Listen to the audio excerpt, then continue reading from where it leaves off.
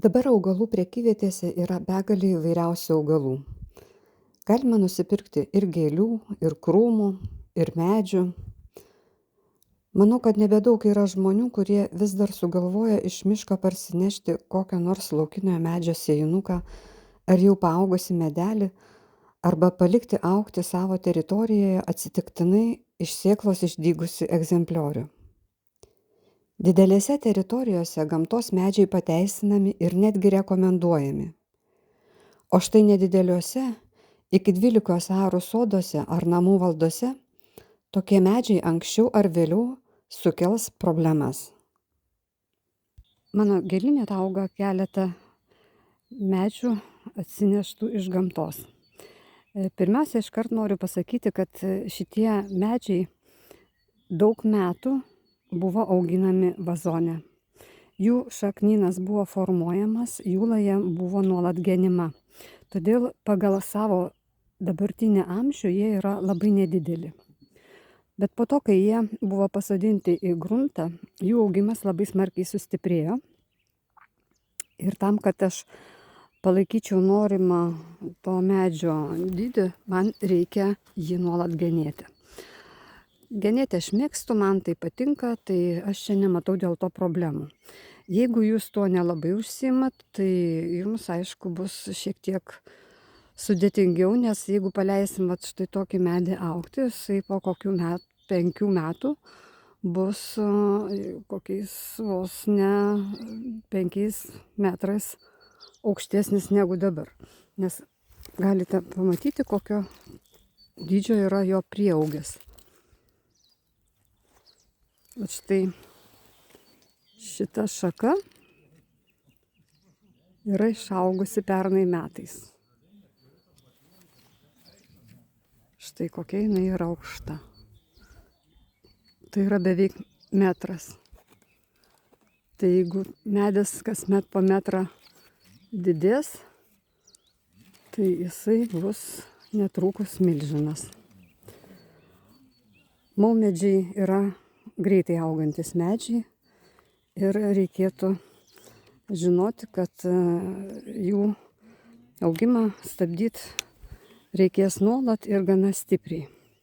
Jeigu jums patinka maumedžiai, galite įsigyti kažkokių tai žemaūgių veislių. Yra dabar labai daug išvesta įvairiausių medžių veislių ir galit bandyti auginti kažką tai paprastesnio ir lengvesnio.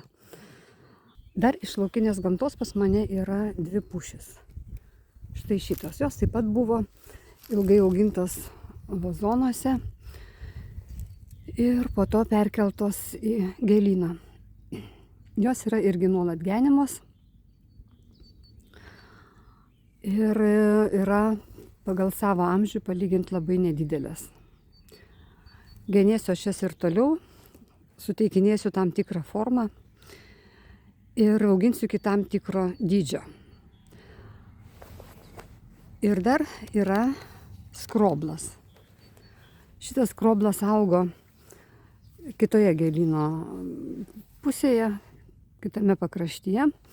Ir jisai buvo vasarą užgožiamas kitų augalų, viksų, rožių ir buvo labai prastai matomas. O šiaip jau medis yra labai gražus. Aš jį norėčiau matyti nuolat. Tai jį šiemet persodinau štai čia arčiau terasos. Dabar po persodinimo yra labai disbalansas tarp jo šaknyno ir šakų. Iš karto po persodinimo aš nukirpau dalį jo viršūnės. Štai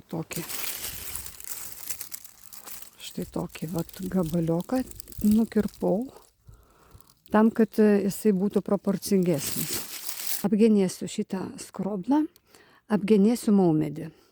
Jūsų nekankinsiu su šitu genėjimo procesu, parodysiu jums galutinį rezultatą, galbūt kažką dar pakomentuosiu.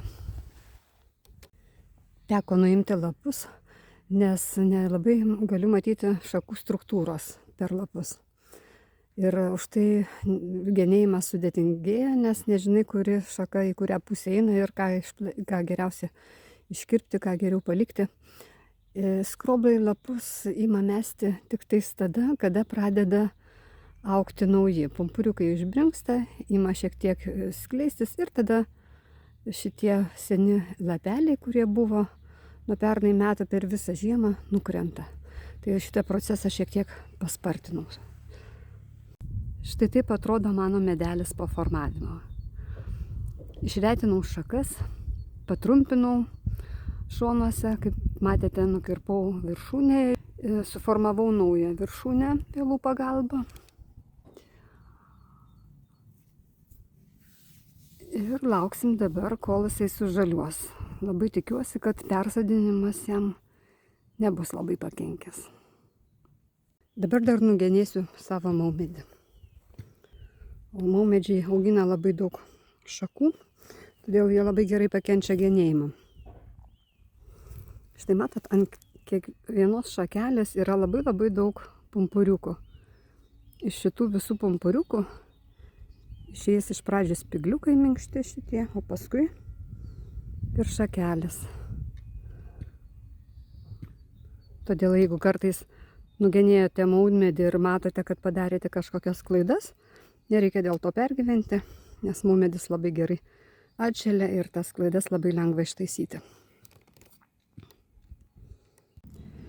Jeigu norite sumažinti medžio aukštį, labai svarbu pasirinkti viršūnę.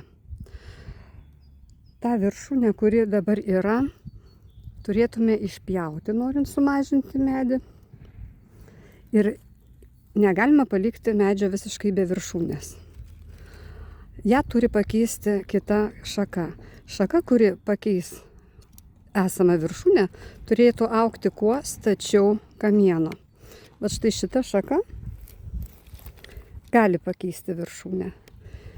Bet jeigu jūs va čia nupjausit, šitą visą nuimsit dalį, tai šita taps viršūnė. Jeigu jūs nupjausit ties kažkokia tai vat labai stačių kampų išaugusią šaką, tokia šaka viršūnės negalės pakeisti. Ir medis atrodys neproporcingai, negražiai. Tai vat, jeigu aš dabar norėčiau trumpinti, žeminti šitą meduką, ko aš iš tikrųjų nenoriu, bet, sakykime, jeigu, tai aš turėčiau tada šitą vat, gabaliuką, viršūnę, sakykime, nupjauti ties šitą vietą, arba galima netgi ties šitą. Ir paskui, jeigu išaugs va čia šakelė aukščiau, va štai jinai net ir yra va tokia išaugusi. Galima va ties šitą nupjauti ir va ties šitą irgi nukirpti. Va ir tada bus nauja viršūnė. Čia aišku gausis toksai linkis, nelabai gal gražus, bet jeigu va imtume va tokią statesnę šakelę, tai va čia va irgi yra išaugusi va tokia labai graži, sakykime, mažytė šakytė. Ir va nukirpus ties šitą vietą dar, palikus šitą šakytę kaip viršūnę, jinai galėtų pakeisti va šitą. Kadangi maumedis priaugina labai daug šakų, jį reikia gana smarkiai išgenėti. Jeigu norite turėti tokią atvirą lają, neužtankintą labai.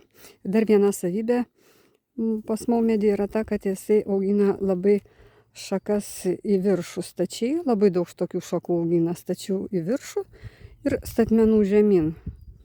Štai čia va, stati labai šaka į viršų eina, šita va, šaka pavyzdžiui eina iš vis į vidurį ir dar šakelė va šita yra labai žemyn einanti. Jeigu norim šakelę leisti, kad jinai svirtų žemyn, tai galime tai šitą vietą nukirpti ir šitokią palikti, bet jeigu jau jinai augtų va štai taip, kas būna kartais irgi netaip jau ir retai, va štai taip visiškai statmenai žemyn, tokias reikėtų iškirpti. Ir aišku, kad atsivertų kamienas, reikia iškarpyti va štai tokias šakeles esančias labai arti kamieno. Nes vėlgi, kaip matot, labai daug pumpurų. Ir šitie pumpuriukai apaugs šakelėmis ir viso šito nebesimatys vaizdo. kamieno, šakų struktūros nesimatys, jeigu bus labai daug šitų smulkių šakelių su spygliukais. Tai aš va šiek tiek pademonstruosiu, kaip aš darau, o paskui vėl sustabdysiu kamerą ir parodysiu jau rezultatą.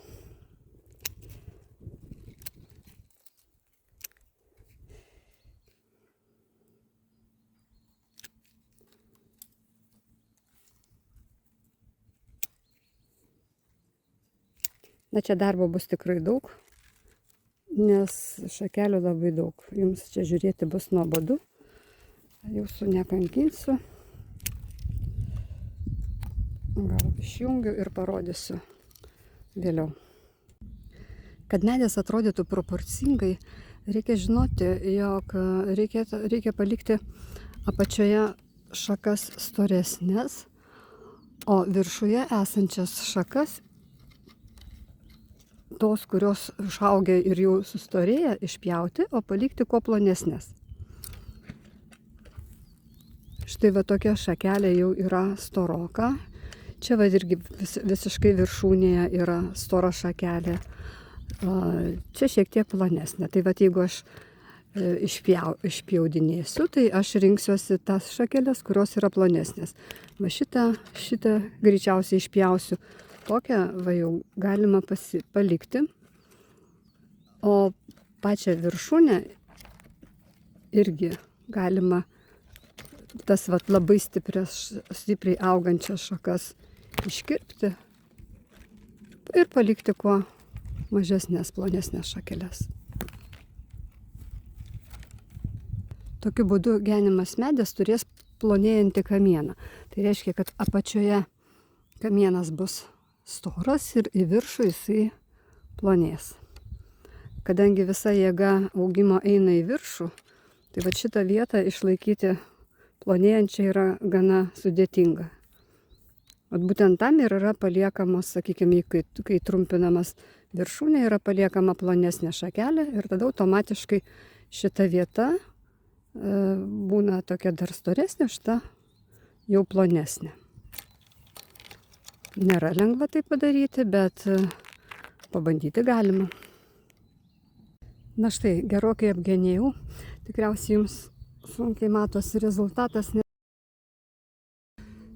nes ruda ant rudo kažkaip labai čia neryškiai viskas. Bet maždaug galite įsivaizduoti. Apačioje šakas palikau ilgesnės, viršų jos šiek tiek trumpėja. Vieną šakelę atlenkiau, nes šitoj pusėje buvo labai tuščia, likė be šakų. Atlenkiau ir pritrumpinsiu, nes jinai yra gerokai per ilga. Ir dabar vat iš šalies matosi, kad viršūnė tokia dar labai apšepusi ir lyg ir neproporcingai ilga. Nors galvojau netrumpinti, kadangi man reikia šitą meduką didesnę tokią, noriu aš jį užsiauginti didesnį, bet vis dėlto ko gero teks šiek tiek prikirpti. Ir prikirpsiu aš vat ties šitą vietą, kad jo bendras vaizdas būtų šiek tiek proporcingesnis. Dar kartą pasitrauksiu atgal.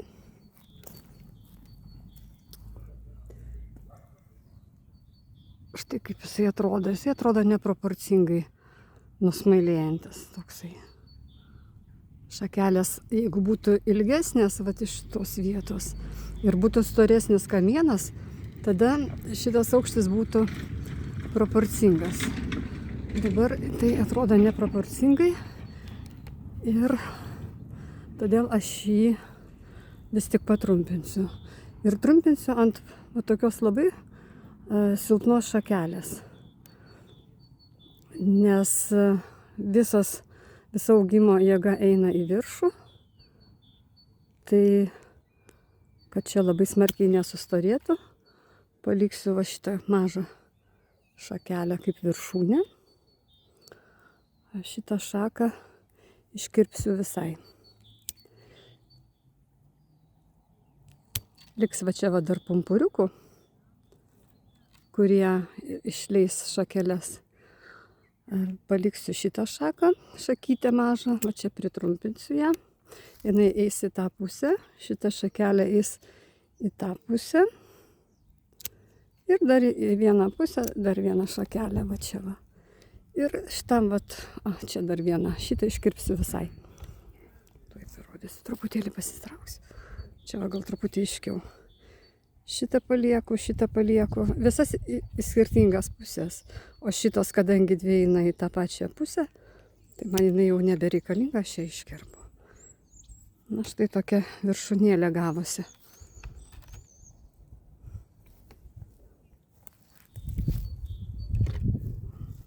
Šiek tiek kreivoka, bet tai yra gerai. Man patinka, kai būna išsilankstęs medis. Nors jisai, šiek tiek jisai irgi yra toksai ne visai tiesus. Tai čia mano genėjimo rezultatas.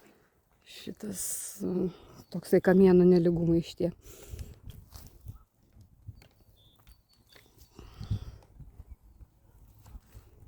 Dar atsitrauksiu. Ir dabar pažiūrėsiu. Dabar viskas gerai. Kaip minėjau, maumedis labai auga greitai. Šitos šakelės labai greitai pasidengs spigliukais, išleis iš šitų pumpurų vėl šakeles. Ir kai sužaliuos jisai jo apimtis labai padidės šito medelio.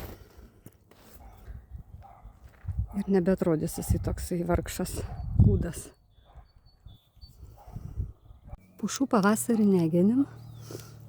Todėl aš su jomis kol kas nieko nedarysiu. Tik tais palenkiau šiek tiek šakeles. Su tokiais prietaisėliais palenkiau šiek tiek šakeles, kad jos eitų ne tiesiai vertikaliai, o šiek tiek horizontaliau. Ir šitą irgi taip pat keletą šakelių atlenkiau. Ir dabar lauksiu, kada pradės augti pumpurai ir juos trumpinsiu. Trumpinsiu tam, kad labai neapsikrautų šakos šakelėmis. Aš pušis formuoju ne debesėliais tankiais, o tokia reta laja, kad matytųsi šakų struktūra. Noriu jums parodyti, kiek daug pumpurų sukrovė šita pušis. Čia yra viršūnė. Aš pirmą kartą matau, kad šitiek būtų daug pumpurų. Kažkas neįtikėtino.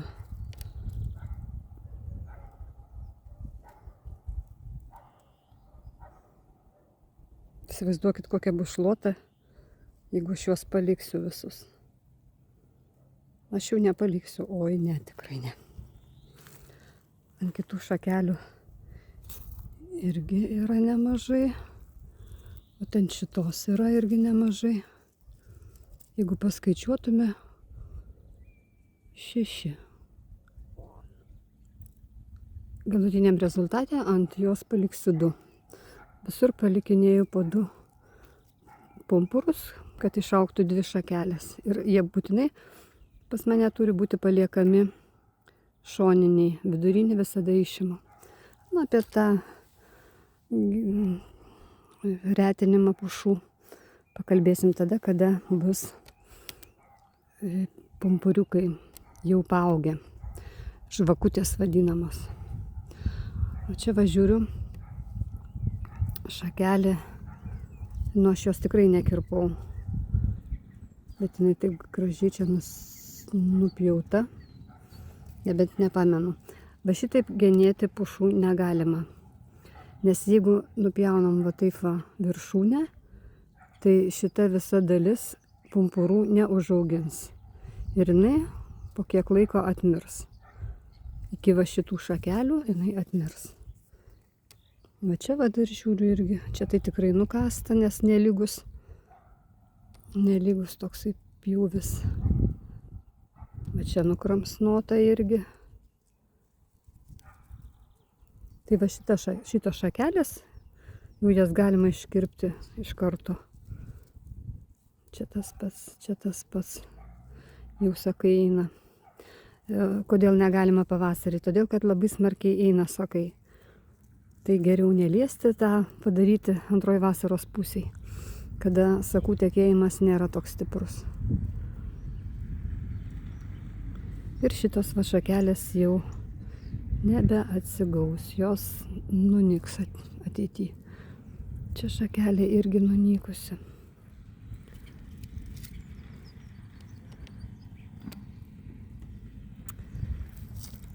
Tai tiek apie laukinių medelių auginimą mūsų soduose.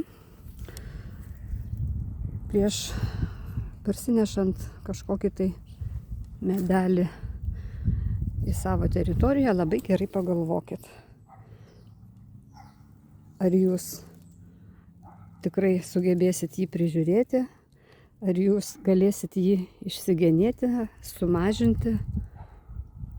Nes jeigu užaugs jums didelis medis, po to turėsite arba labai daug problemų, arba labai daug malkų.